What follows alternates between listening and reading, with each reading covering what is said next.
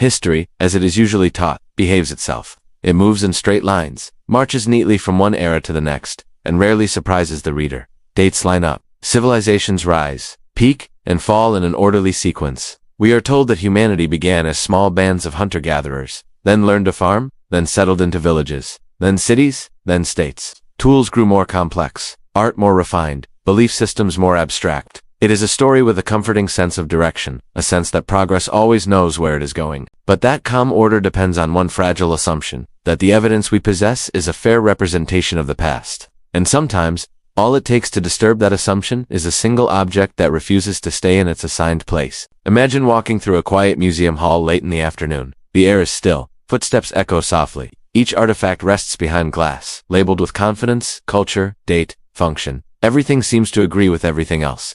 And then, almost unnoticed at first, there is one object that makes you slow down, not because it is larger or more beautiful, but because something about it feels wrong, too old, too refined, too early. It does not break the story loudly. It simply fails to fit. And in that moment, you do not feel that history has collapsed. You feel something subtler and far more unsettling, that a page might be missing. This journey is not an attempt to overthrow history, nor to replace it with wild speculation. The objects we will encounter are real. They have been excavated carefully, catalogued methodically, and tested repeatedly. They sit in museums and archives, not in rumor. The discomfort they create does not come from their existence, but from their implications. When placed into the familiar timeline, they introduce tension, like a note held just slightly out of tune. There is a quiet bias hidden in nearly everything we know about deep human history, and it rarely gets discussed outside academic circles. It is called survivorship bias. We judge the past based on what survived long enough for us to find it. Stone survives. Fired clay survives. Metal corrodes, but leaves traces. Organic materials, wood fiber, leather, plant matter, do not. They rot, dissolve, return to the soil. And yet, for most of human existence, these fragile materials were the primary tools of culture. Houses were built from wood. Ritual objects were carved from trees. Symbols were woven, tied, painted, or burned into surfaces that decay quickly. Now pause, just for a moment, and turn that idea forward in time. Imagine a distant future in which nearly everything we use today has vanished. Plastics crumble, textiles dissolve, electronics corrode into dust. All that remains are concrete foundations, a few stone structures, and scattered metal fragments. What would future archaeologists think of us? They might conclude that we lived in a brutal, minimalist world of bare walls and heavy tools, not because that world was real, but because it was all that survived. Our view of the past may suffer from the same distortion. The discoveries ahead are not entire lost civilizations revealed in full. They are fragments, isolated survivors that escape decay through coincidence, chemistry, or geography. Like pieces of driftwood washed ashore after a storm, they do not show us the whole ocean, but they prove that something vast once moved beneath the surface. What makes these discoveries especially compelling is not that they were accepted easily. In fact, the opposite is true. Each one faced skepticism, sometimes for decades. Scientists questioned contamination, they questioned dating methods, they questioned excavation contexts, they argued, recalibrated, retested, and it is precisely this resistance that gives the anomalies their weight.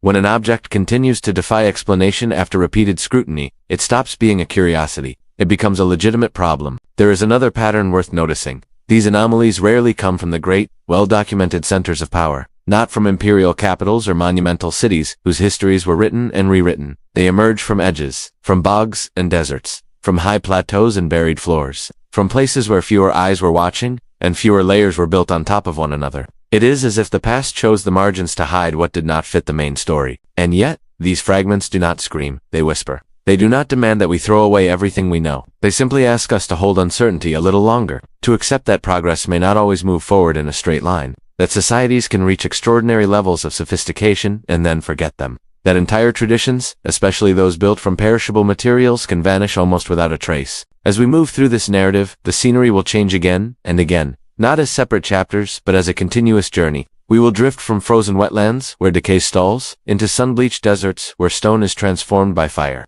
up into thin mountain air, where rocks resemble watching faces, across rain-soaked frontiers where empires lose track of their own soldiers, and finally into a sealed grave on the far side of an ocean. Each location offers a different kind of silence. Each silence hides a different question. What unites them is not mystery for its own sake, but a deeper theme. History is incomplete by nature, not because it is dishonest, but because time is selective. It preserves some things and erases others without regard for importance. The past we inherit is not the past as it was lived. It is the past that managed to survive. And perhaps the most unsettling realization is this. History may be largely correct, and still deeply misleading. Correct in its broad outlines, yet missing enough detail to distort our understanding of who we were and what we were capable of. The gaps matter. The absences matter.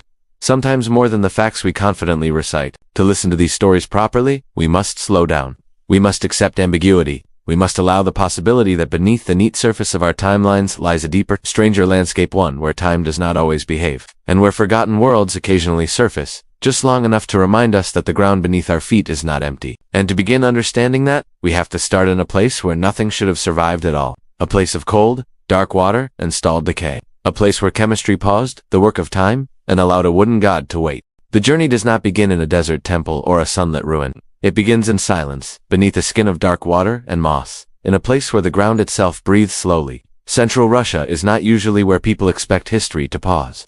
Forests stretch endlessly. Winters are long. The soil is heavy with moisture, and for most of human memory, this land has been a place where things disappear rather than endure. In the late 19th century, men came here with no interest in the past. They were not archaeologists. They were miners, cutting into the earth in search of gold. The landscape they worked was a peat bog, a dense, waterlogged mass of decaying plant matter that had been accumulating since the end of the Ice Age. Every step sank slightly. Every shovel stroke released the sour smell of wet vegetation that had never fully turned into soil. Peat bogs are strange environments. In most places on Earth, decay is relentless. Microorganisms dismantle wood, flesh, and fiber with ruthless efficiency, but a bog is different. The water is stagnant, starved of oxygen. The moss releases acids that lower the pH. Together, these conditions create a natural chemical trap.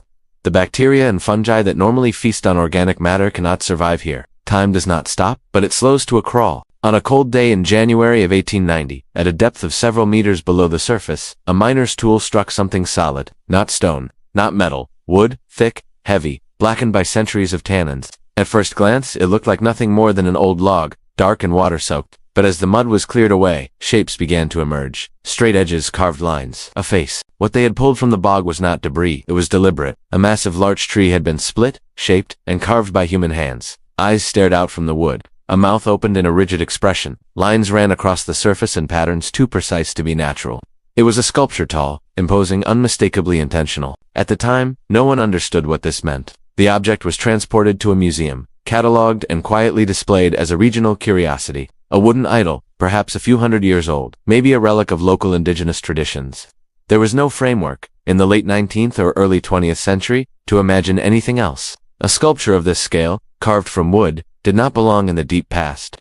And so it waited. For decades, the idol stood without truly being seen. Visitors passed by it, scholars noted it, but its age was assumed, not tested. The real shock did not come until technology caught up with curiosity. In the late 20th century, researchers decided to apply radiocarbon dating to the wood itself. This was a routine procedure. Organic material absorbs carbon while it lives, and after death, radioactive carbon decays at a predictable rate. Measure what remains, and time reveals itself. The first results were unsettling. The wood appeared to be thousands of years old, far older than expected, older than agriculture in the region, older than most known monumental art. The reaction was immediate and defensive. Perhaps the sample had been contaminated. Perhaps the inner heartwood of an old tree had been dated, while the carving itself was much younger. Perhaps something, somewhere, had gone wrong. These objections were reasonable. Extraordinary claims demand careful verification, and so the idol returned to its quiet limbo, suspended between disbelief and possibility. It was not until the early 21st century that the question was reopened with more advanced tools. Scientists employed accelerator mass spectrometry, a method far more precise than earlier techniques. Instead of measuring radioactive decay indirectly, this method counts individual atoms. Samples were taken carefully from the outermost layers of the wood, the part of the tree that had been alive at the moment it was cut and carved. The result was impossible to ignore. The Shagir idol was over 12,000 years old. To grasp what that means, the mind has to recalibrate. This sculpture was carved at the very end of the last ice age, when glaciers were retreating, when mammoths still walked parts of the northern landscape. It predates the Great Pyramid by millennia. It predates Stonehenge. It predates writing, the wheel, and agriculture in this region. When the first Egyptian pharaohs ruled, this wooden figure was already ancient, and it was not small. When first reconstructed, the idol stood over 5 meters tall, roughly the height of a 2-story building. It was not a trinket or a casual carving. It was a monument. The implications ripple outward quietly, but relentlessly. According to long-standing narratives, people of this era were struggling to survive. Small groups, constantly on the move, focused on food and shelter. Art, especially monumental art, was supposed to come later after farming, after surplus. after social hierarchies had formed. And yet here was evidence of the opposite. A society that chose to fell a centuries-old tree using stone tools to shape it while the wood was still fresh, to invest enormous time and effort into an object with no obvious survival function. Microscopic analysis of the surface revealed tool marks left by polished stone axes and chisels. Even more strikingly, some of the deepest grooves were carved using beaver teeth, set into handles and used like fine gouges. This was not improvisation. It was skilled craftsmanship, passed down and refined. The bog did more than preserve the wood. It preserved intention. It froze a moment of cultural expression that should not, by all expectations, still exist. And that is the most unsettling part. The Shagir idol is almost certainly not unique. It is simply the only one that fell into the right place, at the right time, under the right chemical conditions. For every wooden monument that survived by accident, countless others must have rotted away completely. A whole world of art, belief, and symbolism may have existed built from living materials, and vanished without a trace. This is survivorship bias made tangible. We see stone, so we imagine a stone world. But for most of human history, the world was wood. And wood remembers nothing unless chemistry intervenes. The Shagir idol stands not just as an artifact, but as a warning. It tells us that absence of evidence is not evidence of absence.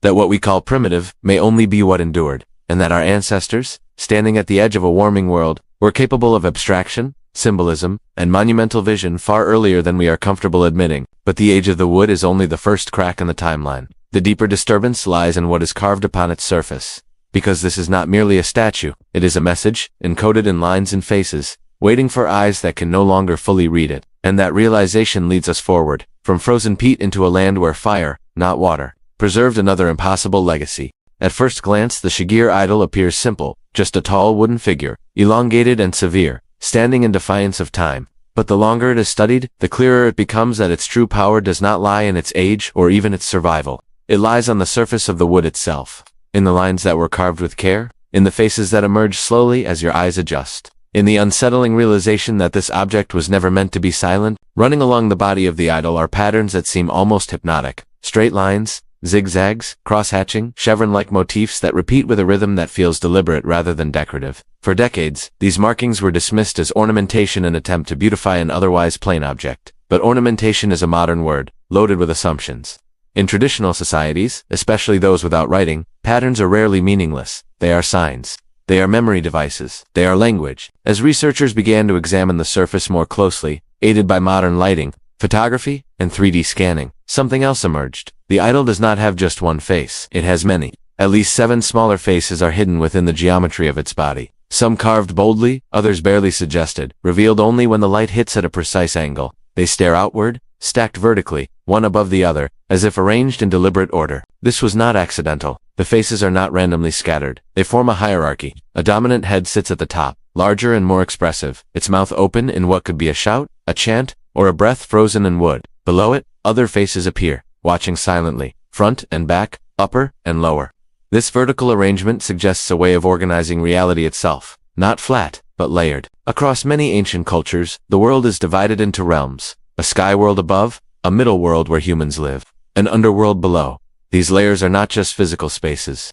They are moral, spiritual, and ancestral domains. The Shagir idol may be one of the earliest known attempts to carve this worldview into a single object, a cosmology made tangible, a map of existence rendered in wood. And then there are the patterns themselves. Zigzags often appear in ancient symbolic systems as representations of water, serpents, or transformation. Straight lines can signify boundaries, paths, or the horizon. Cross-hatching can imply nets, enclosures, or thresholds between states of being.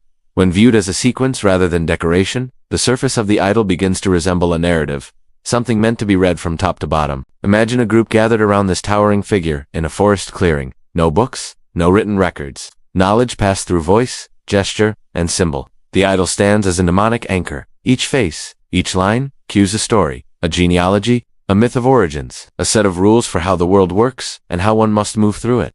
The idol does not speak, but it remembers. This interpretation unsettles a long-held assumption about early human thought. We tend to imagine abstraction as a late achievement, something that arrives with writing and mathematics. But the Shagir idol suggests otherwise. The people who carved it were not just reacting to their environment, they were conceptualizing it, encoding ideas into form, creating a durable framework for belief in a world that was changing rapidly around them. 12,000 years ago, the climate was in flux.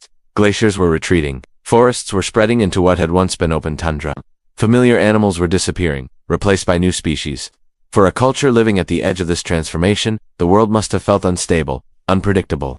In such moments, humans do not merely adapt physically, they adapt symbolically. They seek order, meaning, anchors. The idol may have been one such anchor, a vertical line in a shifting landscape, a reminder of continuity when everything else was in motion. There is also a darker interpretation. The face at the top is not serene, its mouth is open wide. Some researchers see it as a sign of singing or chanting, possibly linked to ritual performance. Others see something more ominous, a warning, a boundary marker, a declaration of presence. In many northern shamanistic traditions, spirits are not gentle. They are powerful, dangerous forces that must be acknowledged and appeased. A towering figure at the edge of a territory could serve as both guardian and threat. The scale of the original idol supports this idea. Standing over 5 meters tall in a flat forest environment, it would have been visible from a distance. It would have dominated the space around it. It was not meant to be ignored. And yet, for all its presence, the idol was not immortal. Analysis of weathering patterns on the wood suggests that it stood upright for several decades, perhaps a generation or two before it ended up in the bog. The lower sections show different exposure than the upper ones, implying long-term contact with air and rain. This was not an object carved and immediately discarded. It lived in the world. So why did it end up submerged? Bogs, in many ancient cultures, were not just wetlands. They were liminal spaces, neither land nor water. Places where boundaries dissolved. Across northern Europe, people deposited weapons, jewelry, and even human bodies into bogs as offerings. Acts of sacrifice, acts of closure. It is entirely possible that the Shagir idol was placed into the peat deliberately, at the end of its ritual life. A god returned to the earth that birthed it. If so, then what we are looking at is not a random survival, but a ritual one, a farewell preserved by accident. The idol's existence forces a re-evaluation not only of when complex symbolic thought emerged, but of how much of it has been lost. If a single wooden object can carry this level of abstraction, how many others once existed? How many forests were filled with carved poles, painted figures, and ritual structures that left no trace? Stone survives, so we build our theories on stone. But wood was once the dominant medium of meaning, and it has almost entirely vanished. The Shagir idol is a survivor, not because it was unique, but because it was lucky. And that luck exposes a blind spot in our understanding. It suggests that the early human world may have been far richer, more symbolically dense, than the archaeological record alone can show. And just as we begin to grasp that lost, that vast missing archive of organic culture, we are pulled abruptly into a very different environment, away from cold water and silent forests, and toward a place where preservation came not from stagnation, but from fire. A place where people learned to turn stone into flesh-colored forms, and in doing so may have burned their own world away. The air changes when we leave the forests of the north. The damp cold that preserved wood gives way to heat, dust, and open sky. We move south, into a landscape where survival depends not on slowing decay, but on mastering fire. In what is now Jordan, on a dry plateau near a seasonal river, people made a choice that would alter the course of their society and leave behind one of the most unsettling collections of human figures ever discovered. The place is known today as Ain Ghazal. 9,000 years ago, it was not a ruin, it was a city. Not a city in the classical sense of stone temples and walls, but a sprawling settlement of mud brick houses clustered tightly together. While most Neolithic villages held a few hundred people at most, Ain Ghazal supported thousands. This alone marks it as an anomaly. Humanity was still learning how to live in one place, still negotiating what it meant to share space with strangers, animals, and the dead. The discovery came by accident, as so many unsettling truths do. In the early 1980s, modern construction cut into the ground for a new road. The blades of machinery exposed what looked like dismembered human remains, arms, legs, torsos, emerging from the earth. Work stopped. Archaeologists were called in. What they uncovered was not a massacre, and not a cemetery in the usual sense. It was something far stranger. Buried in pits beneath the floors of ancient houses were statues, nearly life-sized, human-shaped, standing figures and busts, modeled with care. Their bodies were pale, almost luminous, and their eyes dark, deep, and unblinking, stared back with an intensity that still unsettles viewers today. To understand why these statues are so disturbing, we have to understand what they are made of. This is not clay shaped by hand and left to dry in the sun. This is lime plaster, a synthetic material that does not exist in nature in usable form. To create it, limestone must be quarried, crushed, and then heated to extreme temperatures over 800 degrees Celsius for extended periods. Only then does it transform into quicklime, a caustic substance that reacts violently with water. Mixed carefully, it becomes a moldable paste that hardens over time by absorbing carbon dioxide from the air, slowly turning back into stone. This process requires enormous amounts of fuel. 9,000 years ago, there were no coal mines, no fossil fuels. Wood was the only option. To run lime kilns at the scale required to produce plaster floors for houses, let alone monumental statues, meant cutting down vast areas of surrounding forest. Fire was not just a tool here, it was an obsession, a cornerstone of both architecture and belief. The statues themselves reveal a level of technical understanding that feels uncomfortably advanced for their time. Beneath the plaster skin lies an internal structure and armature made of reeds and twine, bundled together to form a skeleton. The plaster was applied over this flexible core, much like modern reinforced concrete relies on steel. The organic interior provided tensile strength, the mineral exterior provided form, and then there are the eyes. White plaster or chalk forms the sclera, but the pupils are made from bitumina, naturally occurring black, tar-like substance. It does not occur at Ain Ghazal. It had to be brought from afar, likely from the Dead Sea region. This implies trade, planning, intent. Someone carried sticky, toxic black material across the landscape so that these figures could see. Traces of pigment show that the statues were once painted. Red ochre highlights features, possibly indicating clothing, tattoos, or ritual markings. These were not ghostly white figures when first created. They were vivid, present, impossible to ignore inside the confined spaces of Neolithic homes. Yet for all their effort, these statues were not designed to stand freely in public squares. Their feet are small and rounded. They would have required support, or been planted in the ground, or placed in niches. And crucially, they were not displayed permanently. They were buried. This is where the story turns inward. From technology to psychology, the statues were not discarded like broken tools. They were carefully interred beneath house floors, aligned, sometimes intentionally damaged, but not smashed. Broken in a way that suggests ritual deactivation rather than destruction. They were treated, in many ways, like bodies. In the modern world, statues represent, in many ancient cultures, images are. This is a crucial distinction. The figure does not symbolize an ancestor or a spirit. It contains them. It houses presence. To destroy such an object casually would be dangerous, disrespectful. So instead, you bury it. You give it rest. At Ain Ghazal, archaeologists also found human burials beneath floors, often missing skulls. Elsewhere, the skulls appear separately, sometimes coated in plaster, with facial features reconstructed and shells placed in the eye sockets. The face was identity. Preserving it was essential. The statues can be seen as an extension of this practice. Enlarged, idealized ancestors, super ancestors, watchers. Imagine living in a crowded settlement, in a small house, with multiple generations sharing space. Disease spreads more easily. Conflict becomes unavoidable. Social rules must be enforced without written law. In such a world, being watched matters. The wide black eyes of the ancestors do not blink. They see how you behave, how you share, how you obey. The labor required to produce these statues suggests they were central to communal life. They were not side projects. They consumed resources. They consumed trees. And eventually, they may have consumed the future of the settlement itself. Environmental evidence suggests that the surrounding landscape suffered severe deforestation. As fuel sources dwindled, the quality of plaster declined. Later, floors and statues are thinner, weaker, made from inferior materials. The technology regressed. Fire had given them power, and then taken it away. Ain Ghazal was eventually abandoned. The art stopped. The knowledge faded. Humanity would not create freestanding human statues of this scale again for thousands of years. When later civilizations rose in Mesopotamia and Egypt, they would do so independently, as if this earlier experiment had never happened. The statues of Ain Ghazal are survivors of a failed trajectory, proof that complex technology, psychological sophistication, and monumental art can appear early and disappear completely. Progress here did not march forward. It flared brightly, burned intensely, and went dark. And yet, what remains are those eyes, still staring, still demanding to be acknowledged. As we leave this buried world of plaster and fire, we carry with us a troubling realization. Some societies did not simply collapse, they consumed themselves, and the evidence of their ambition lies hidden beneath the floors they once walked on. From here, the journey shifts again, away from enclosed houses and buried figures, toward open air, an immense scale, toward a place where stone itself seems to watch us back. The feeling changes the moment we arrive. After enclosed houses and buried figures, the world opens up abruptly. The horizon stretches, the air thins. Sound carries differently here, as if the land itself is listening. We are high in the Andes now, more than 4,000 meters above sea level, on a plateau where the ground seems unfinished, as though the earth paused midway through its own creation. This place is known as Scattered across the plateau are massive stone formations, jagged, weathered, and silent. At first, they look like nothing more than the byproducts of geology. Volcanic rock fractured by time, erosion shaped by wind, rain, and freezing nights. But as you walk among them, something unsettling begins to happen. Shapes resolve, profiles emerge, a chin here, a brow ridge there, a mouth frozen mid-expression. You begin to notice that the rocks are not just strange, they are familiar. Faces appear, some look human, others resemble animals. A frog, a turtle, a figure wearing what looks like a helmet, and most famously, a towering cliff face that, from a precise angle, reveals the unmistakable profile of a human head staring out across the plateau. Step a few meters to the side, and the illusion collapses. The face dissolves back into chaos.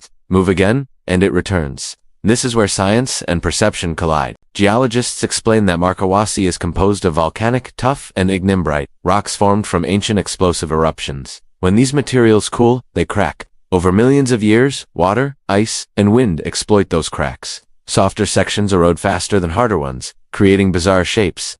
This process differential erosion can produce pillars, arches, and formations that seem almost intentional. Similar landscapes exist in Cappadocia, in Bryce Canyon, in countless volcanic regions around the world. Then there is the brain. Humans are pattern-seeking creatures. We are wired to recognize faces with extraordinary sensitivity.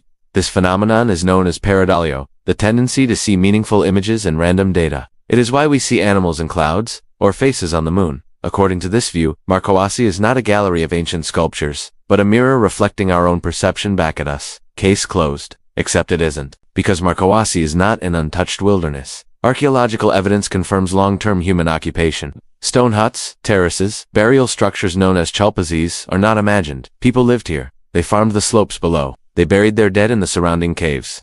The landscape was part of daily life. And across Andean cultures, rocks are not inert. They are walkers, living beings, ancestors, spirits anchored to place. This introduces a third possibility, one that sits uncomfortably between geology and sculpture. What if the ancient inhabitants did not carve these forms from scratch, but recognized them? What if they saw faces already emerging from the stone, and chose to emphasize them? A chipped edge here, a deepened groove there. Not enough to leave obvious tool marks, but enough to awaken a form that was already half present. This practice is well documented in Andean archaeology. Natural rock outcrops were often subtly modified to enhance their sacred qualities. The goal was not realism, it was recognition. The rock did not need to become a perfect statue. It needed only to cross the threshold where it could be acknowledged as something more than stone. Light plays a critical role here. Many of the faces at Marcahuasi only appear under specific conditions at certain times of day, when shadows fall just right. Skeptics see this as proof of illusion. Supporters see the opposite. They argue that such precision implies an understanding of solar movement, that the figures were designed to reveal themselves only at particular moments, turning light into a sculpting tool, a face that appears at dawn, another at sunset, the mountain itself becoming a calendar. Sound adds another layer. Wind moving through the rock formations produces tones that echo across the plateau. The effect is cathedral-like. In thin air, silence feels heavier. Some researchers suggest the site was chosen not only for what could be seen, but for what could be heard. A place where ritual, sound, and landscape merged into a single experience. In the mid-20th century, Marcahuasi attracted a different kind of attention. A man named Daniel Russo arrived and stayed. He mapped the formations obsessively, cataloging faces and figures. Convinced that the site was far older than any known Andean culture, Russo believed Marcahuasi was a message left behind by a forgotten global civilization, a stone archive designed to outlast catastrophe. Mainstream archaeology rejects his conclusions. There is no evidence for such a civilization, but Russo's work tapped into something deeper than proof. A human instinct to believe that knowledge can be preserved in landscapes when all other media fail. And that instinct may not be entirely misplaced. Recent discoveries across South America, aided by technologies like aerial scanning, have revealed vast earthworks hidden beneath forest cities and networks far more extensive than once believed. While this does not validate grand lost civilization theories, it does confirm something important. Our timeline of the Americas is incomplete. Marcahuasi may not be a sculpted monument in the traditional sense, but it may not be purely accidental either. It exists in a liminal space, where nature and intention blur together, where the distinction between rock and spirit collapses. For ancient people, this ambiguity was not a problem. It was the point. In a worldview shaped by animism and shamanism, the land is alive. Mountains think. Stones remember. Faces in rock are not illusions, they are revelations. You do not carve a god into stone. You recognize the god that is already there, standing on the plateau, surrounded by silent watchers. It becomes difficult to dismiss the experience as coincidence alone, whether shaped by erosion, human hands, or a collaboration between the two. Marcahuasi confronts us with an uncomfortable question. How much of the past is invisible, not because it never existed, but because we no longer know how to see it? And just as we begin to accept that landscapes themselves can carry meaning, the journey shifts again. Away from stone and myth, toward paperwork, records, and empire. Toward a mystery defined not by what was preserved, but by what went missing entirely. An absence so complete that it echoes louder than any monument ever could. After mountains that seem to watch and stones that almost speak, the mystery sharpens into something colder and more bureaucratic. We leave the high air of the Andes and descend into a world of mud, rain, and records. northern Britain, a place where history does not erode into ambiguity, but vanishes into silence. The Roman Empire was many things, but careless was not one of them. It was an empire built not only on legions and roads, but on paperwork. Orders were copied and archived. Pay was recorded, supplies were counted, units were tracked with obsessive precision. A Roman legion was not just an army, it was an institution, a moving city of thousands, complete with engineers, medics, accountants, and scribes.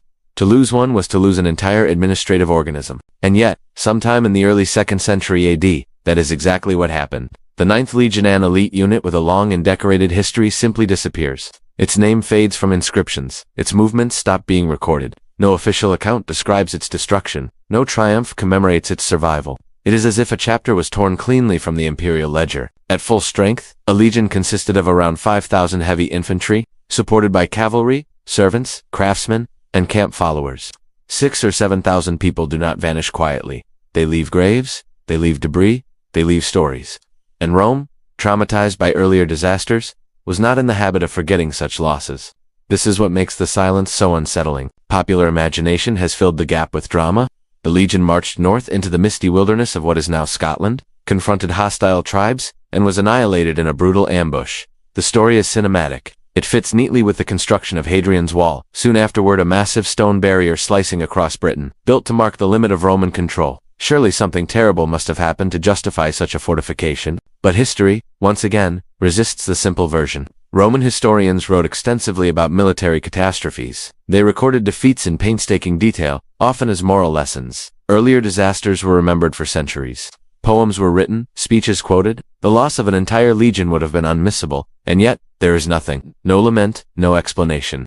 Just absence. Archaeology complicates the picture further. Excavations at northern forts reveal signs of conflict-burned layers, weapons, hastily abandoned positions, but none can be definitively linked to the destruction of a specific legion. And then, unexpectedly, evidence appears far from Britain. In continental Europe, stamped building materials bearing the mark of the 9th Legion emerge in contexts that date after the supposed massacre. This single detail fractures the narrative. If members of the Legion were producing official materials elsewhere, after the time they were believed to have died, then the traditional story cannot be correct. The Legion was not wiped out in one catastrophic moment. It survived at least in part long enough to leave new traces. So what happened? One possibility is transfer. The early 2nd century was a period of intense strain on the empire. Revolts flared in distant provinces. Wars on the eastern frontier demanded reinforcements. Legions were redeployed constantly, moved like pieces on a chessboard across vast distances. The 9th may have been withdrawn from Britain and sent east, where losses accumulated slowly through disease, desertion, and grinding conflict. In such a scenario, the legion does not fall dramatically. It erodes. Another possibility is disgrace. Roman military culture was ruthless. Units that failed through cowardice, mutiny, or disobedience were punished severely. Decimation reduced their numbers. Disbandment erased their identity. Survivors were absorbed into other legions. The name itself could be struck from records as if it had never existed. Not as an act of forgetting, but as an act of condemnation. This would explain the silence. There is no honor in recording shame. From this perspective, the disappearance of the 9th is not a mystery of death, but of reputation, an administrative erasure, rather than a battlefield annihilation. The legion did not vanish in blood, it vanished in ink. What makes this case especially disturbing is what it reveals about historical evidence. We often assume that written records provide certainty, that stone inscriptions and official documents are more reliable than myths or oral traditions. But here, the very system designed to preserve memory becomes the tool of forgetting. The absence of evidence is not neutral. It is intentional. History, in this instance, is shaped by power, and the implications reach beyond Rome. If an empire as meticulous as this could lose track of thousands of its own soldiers or choose to hide their fate, then how many other events have slipped through the cracks of documentation? How many lives dissolved into administrative decisions, never dramatic enough to be remembered, yet significant enough to change borders? The 9th Legion reminds us that silence is not emptiness. It is a signal. In contrast to the Shagir idol, which survived because nature intervened, and the statues of Ain Ghazal, which endured because they were buried with care, the 9th Legion vanished because humans decided it should. Its absence is not the result of decay, but of control. And in that sense, it may be the most modern anomaly of all. Because even today, history is shaped not only by what happens, but by what is recorded, archived, and allowed to persist. Names can be removed. Stories can be minimized. Entire chapters can be compressed into footnotes, or omitted altogether. As we step away from this bureaucratic void, another question begins to form, one that pulls us across the sea, far beyond the borders of empires. If people can be erased by paperwork, what about objects? What about things that travel without permission, drifting beyond maps and expectations? The next anomaly does not disappear into silence. It appears where it should never have been, quietly waiting beneath a floor on the far side of an ocean, and its presence is louder than any missing legion ever could be. The shift is sudden but deliberate. From the ordered silence of Roman records, we move into a silence of a different kind, one sealed beneath earth, untouched for centuries. On the far side of an ocean, the rain-soaked fields of Britain give way to the highlands of central Mexico, where stone floors once covered secrets no one expected to find. In the early 20th century, an archaeological excavation was underway in what had once been an Aztec settlement. The work was careful, methodical. Layer by layer, soil was removed. Pottery fragments appeared. Burial goods were catalogued. The stratigraphy was clear. This was a closed context undisturbed since the grave had been sealed. Nothing should have entered. Nothing should have left. And then, beneath a set of intact floors, something small emerged from the earth. It was a head, not a skull, not bone. A small terracotta sculpture, roughly the size of a clenched fist. A human face, bearded, mustached, with deeply set eyes, and a sharply defined nose. Its features were unmistakable, not because they were exaggerated, but because they were specific. This was not how people in pre-Columbian Mesoamerica were typically depicted. Indigenous artistic traditions in this region favored smooth faces, minimal facial hair, and stylized proportions. Beards, when they appeared at all, were rare and symbolic. This head was none of those things. To anyone familiar with Mediterranean antiquity, it looked immediately, disturbingly familiar. The proportions, the expression, the cap-like headwear. It resembled small figurines produced in the Roman world nearly 2,000 years ago, objects often dismissed as toys or decorative grotesques, but unmistakable in style. At first, disbelief followed instinctively. A mistake, perhaps. A contamination of layers. A modern intrusion. Archaeology is cautious by necessity, and extraordinary finds invite extraordinary scrutiny. But the excavation records were precise. The context was sealed. The head had been buried long before Europeans officially set foot on the continent. That date matters. The grave itself was firmly placed in the late pre-Columbian period, just decades before the Spanish arrival. The object inside it, however, appeared to belong to a world separated by both time and ocean. A Roman-style artifact in an Aztec grave is not just unusual, it is profoundly disruptive. For years, the head sat quietly, its implications too uncomfortable to confront head-on, but eventually, science stepped in not to speculate, but to test. Thermoluminescence dating was applied to the clay. This method does not rely on organic decay. Instead, it measures the accumulated radiation absorbed by minerals since they were last heated. When clay is fired in a kiln, its internal clock is reset. Over time, radiation builds up again. By reheating a small sample and measuring the light released, scientists can estimate when the object was last fired. The results closed some doors and opened others. The head was ancient, not colonial, not modern. Its firing date fell comfortably within the Roman period, with a margin of uncertainty that still placed it centuries before European contact with the Americas. The clay itself was old. Whatever this object was, it was not a post-conquest imitation. So how did it get there? The most conservative explanation does not require secret fleets or advanced navigation. It requires only currents, time, and chance. Oceanographers have long known that the Atlantic is not a static barrier. Powerful currents flow from the coast of Africa westward, sweeping debris, driftwood, and occasionally entire vessels across vast distances. A shipwreck does not need to arrive intact. Cargo can scatter. Objects can wash ashore far from their point of origin. Imagine for a moment, a Roman vessel caught in a storm off the western edge of the known world. The crew is lost. The ship breaks apart. Pieces drift. Among them, a small clay figure indurable, compact, unremarkable to Roman eyes, floats until it reaches a distant shore. Indigenous people find it. They have no context for its origin, but context is not required for meaning. The object is strange, foreign, powerful. Such items are rarely discarded. They are traded, passed hand to hand, absorbed into local systems of belief. Over generations, the story of where it came from fades, but its presence remains.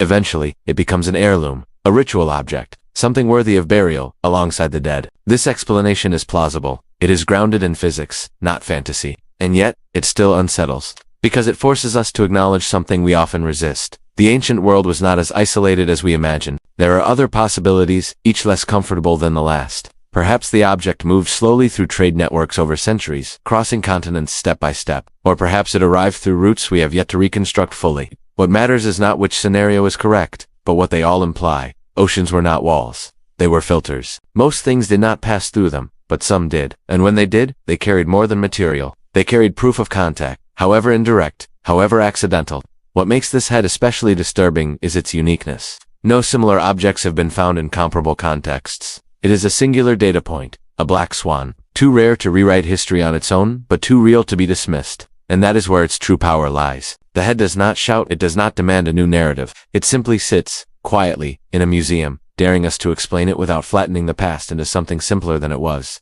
It reminds us that history is porous, that objects can outlive the people who made them, that they can cross boundaries no one intended them to cross. Just as the Ninth Legion vanished into administrative silence, this object arrives without documentation. No record announces its journey. No inscription explains its presence. It exists outside the written word, and that should feel familiar by now, because across this journey, the pattern has repeated itself. Wood survives by accident, stone survives by endurance, records survive by choice, and objects, small stubborn objects, sometimes survive by traveling where they should not. As we step back from this grave, the ground closing once more over its secrets, a larger realization begins to take shape. These anomalies are not isolated, they are symptoms. Signals from different domains, material, psychological, bureaucratic, geographical, pointing toward the same uncomfortable truth. The past was not neatly partitioned. It was fluid, messy, interconnected in ways that leave faint, easily missed traces. And to understand what those traces are trying to tell us, we must stop looking at these discoveries as separate mysteries, and begin to see them as parts of a single, fractured reflection. That reflection is what we will face next. When these discoveries are placed side by side, something subtle begins to happen. The mind stops treating them as curiosities and starts sensing a pattern. Not a conspiracy, not a hidden hand directing history, but a structural weakness in how we understand the past itself. Each anomaly exposes a different fault line, yet they all crack in the same direction. The wooden idol survives because decay failed. The plaster statues endure because they were buried. The mountain faces persist because nature and meaning overlap. The legion vanishes because records fall silent. The Roman head appears because objects travel when people do not. Different mechanisms? Same outcome. They reveal not what history got wrong, but what history cannot easily see. For centuries, our reconstruction of the human past has relied on a narrow set of survivors. Stone tools, fired clay, monumental ruins, written texts. These are the loud artifacts, the ones that shout across time because they were built to last. But most human experience was never meant to endure. It was lived in materials that rot, fade, burn, or break. It was spoken, performed, carried, worn, and then replaced. What we call prehistory is not a lack of history. It is a lack of durable witnesses. This is where the idea of progress begins to wobble. We are accustomed to thinking of human development as a steady ascent, simple to complex, small to large, crude to refined. But the anomalies we've encountered do not follow that line. They flare up unexpectedly, display sophistication, then disappear. Not because they failed, but because the conditions that sustained them collapsed. The people who carved the Shagir idol were not waiting to become advanced. They already were advanced in ways we did not expect. Their knowledge was encoded in wood, and wood betrayed them by vanishing. The people of Ain Ghazal mastered chemistry long before metallurgy, but their dependence on fire consumed their landscape. Their innovation carried the seed of its own disappearance. Marcahuasi reminds us that meaning does not require construction. Sometimes it requires recognition. A worldview in which landscapes are alive leaves fewer physical traces, but not fewer ideas.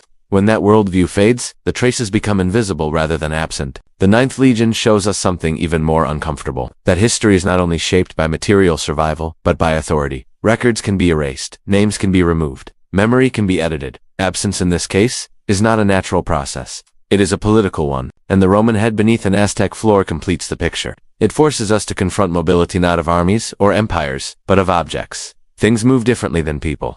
They drift, they are traded, they are reinterpreted, they outlive languages, they slip through cracks in geography and time, carrying silent evidence of contact that leaves no written trail. Together, these cases dismantle a comforting illusion that the past is orderly because we understand it. In reality, it is orderly because we have simplified it. We draw lines on maps: Old World, New World. We draw borders between Era Stone Age, Bronze Age, Iron Age. These categories are useful, but they are not neutral. They compress complexity. They smooth over exceptions. They make the past easier to teach, but harder to truly grasp. In practice, human history behaves less like a straight road and more like a braided river. Channels split, rejoin, dry up, and reappear elsewhere. Some streams leave deep grooves. Others vanish into sand. What we study are the channels that remained visible. The rest must be inferred. This is why anomalies feel threatening. They do not simply add information, they destabilize frameworks. They suggest that our timelines are not wrong, but incomplete. That entire domains of human behavior, ritual, symbolism, craftsmanship, and perishable medium have flourished and vanished multiple times. It also reframes the idea of lost civilizations. Perhaps loss is not exceptional. Perhaps it is the default. Societies rise, innovate, and disappear constantly, leaving behind only fragments depending on how their material culture interacted with the environment. A civilization built of stone announces itself to the future. One built of wood, fiber, and earth whispers if it speaks at all. Seen this way, The anomalies are not miracles. They are survivors of a filtering process so severe that it distorts memory itself. They are the rare cases where chemistry, climate, burial, or chance allowed something fragile to slip through. And that raises a final, unsettling question. If these few objects can survive against such odds, how many others did not? How many belief systems, artistic traditions, and technological experiments rose and fell without leaving a durable mark? How many times did humanity reach complexity, only to forget it again? We often imagine ourselves standing at the peak of a long climb, but history, viewed through these cracks, looks less like a ladder and more like a series of waves. Each crest feels unprecedented to those riding it. Each collapse feels final, yet the sea keeps moving. The anomalies we have followed do not demand that we rewrite everything we know. They ask for something more difficult: humility, the willingness to accept that the past is not fully legible, that the evidence we trust is shaped by survival, not significance. And once that humility takes root, a different kind of listening becomes possible, one that pays attention not just to what remains, but to what is missing, two gaps, two silences, to the faint outlines of stories that almost but not quite made it through, because history is not finished speaking. It is only waiting for the right conditions to be heard. There is a quiet danger in treating the past as something settled. Once a narrative feels complete, curiosity softens, questions grow smaller. The unknown is framed as a footnote, rather than an invitation. And yet, the anomalies we've followed resist that closure. They do not sit comfortably at the edges of history. They press inward, toward the center, challenging not facts but habits of thought. What unites these discoveries is not their strangeness, but their ordinariness within their own worlds. The people who carved a wooden monument at the end of the Ice Age did not believe they were defying a future timeline. They were doing what made sense to them, with the materials and meanings available. The community that built lime plaster statues beneath their floors was not experimenting recklessly.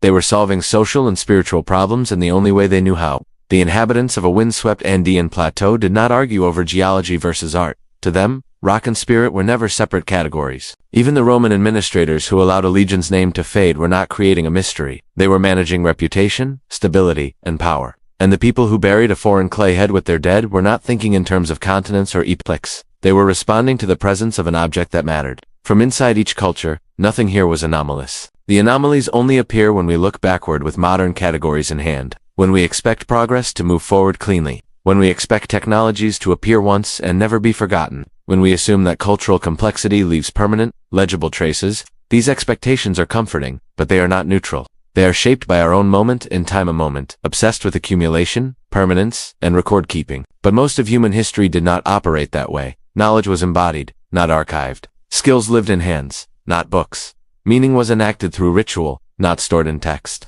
When environments shifted, populations moved, or resources collapsed, that knowledge could disappear in a single generation. Not because it was inferior, but because it was fragile. This fragility is the thread that runs through every case we've seen. Wood decays, fire consumes forests, landscapes erode, bureaucracies forget, objects drift away from their origins. What survives is not a fair sample of what existed. It is a biased residue, shaped by accident as much as intention, and that has profound implications for how we interpret silence. When we do not find evidence of something, we often assume it was not there. No writing, then no complex thought, no monuments, then no organized belief, no records, then nothing happened. But the anomalies push back against that logic. They suggest that silence can mean many things: loss, erasure, decay, or simply This is especially important when considering cultures that left few durable traces. For much of the world, history begins only when outsiders arrive and start writing. Everything before that is compressed into vague labels: prehistoric, tribal, primitive. The objects we've encountered argued quietly against those labels. They hint at worlds that were structured, symbolic, and intentional, yet built in ways that time was unlikely to preserve. There is also a psychological comfort in believing that we are the culmination of a linear journey, that whatever came before was a rough draft, inevitably leading to us. But the past revealed through these cracks does not point inexorably forward. It branches, it loops, it stops and starts. It experiments, fails, and tries again in new forms. In that sense, the past looks less like our ancestor and more like our mirror. We recognize ourselves in these stories not because they were heading toward modernity, but because they grappled with the same fundamental problems: how to make meaning in a changing world, how to bind communities together, how to remember who you are when the environment no longer cooperates. The people of Ain Ghazal burned their landscape to build permanence and lost it. We burn our landscape to sustain complexity and assume permanence will follow. The Romans believed records could preserve order indefinitely. We believe data will do the same. The Shagir idol survived by accident. We assume survival is guaranteed by design.